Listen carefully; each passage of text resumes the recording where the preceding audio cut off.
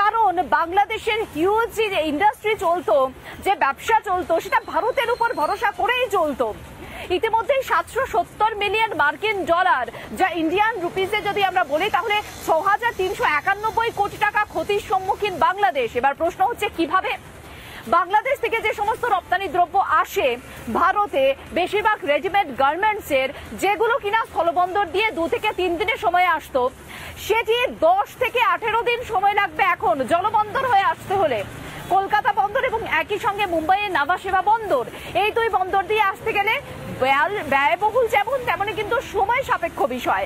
সুতরাং এই মুহূর্তে দাঁড়িয়ে বাংলাদেশের যারা ট্রেডার্স, ব্যবসায়ী, বণিক সভা, তারা একেবারে চেপে বসেছে ইউনূস সরকারের ওপরে। তারা ইউনূসকে প্রশ্ন করছে যে এইভাবে হলে কি করে চলবে, বাংলাদেশের অর্থনীতি তো দমবন্ধ হয়ে পড়বে।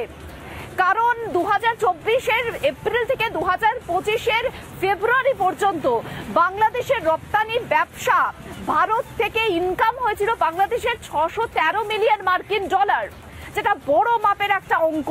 আর সেখান থেকে কি অবস্থা, যে ছবিটা আপনাদের দেখাবো এই মুহূর্তে দাঁড়িয়ে।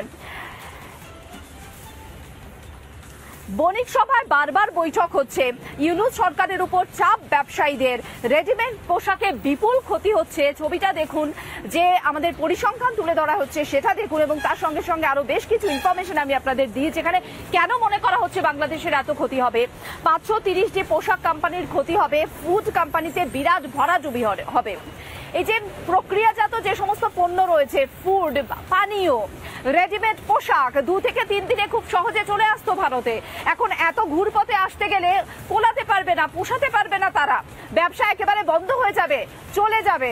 যে ছবিটা আপনারা দেখছেন, আমি দেখালাম এবং বললাম বারবার করে, যে ছবিটা, যে পরিসংখ্যান আমরা তুলে ধরছি সেটাই দেখাচ্ছি, সেটাই বলছি এই মুহূর্তে দাঁড়িয়ে, যেখানে বলছি যে কতটা পরিমাণ ক্ষতির আশঙ্কা করা হচ্ছে এবং কেন করা হচ্ছে। ঘুরপথে আসতে গেলে ব্যয় বাড়বে, সময় সাপেক্ষ বিষয়, এত সময় ব্যয় করে যে ইনকাম হবে সেটা নগণ্য। সুতরাং একটা বিরাট অঙ্কের টাকা ক্ষতি, আর তাতে বাংলাদেশের ব্যবসায়ীদের এই মুহূর্তে মাথায় হাত, ইউনূসের মাথায় হাত।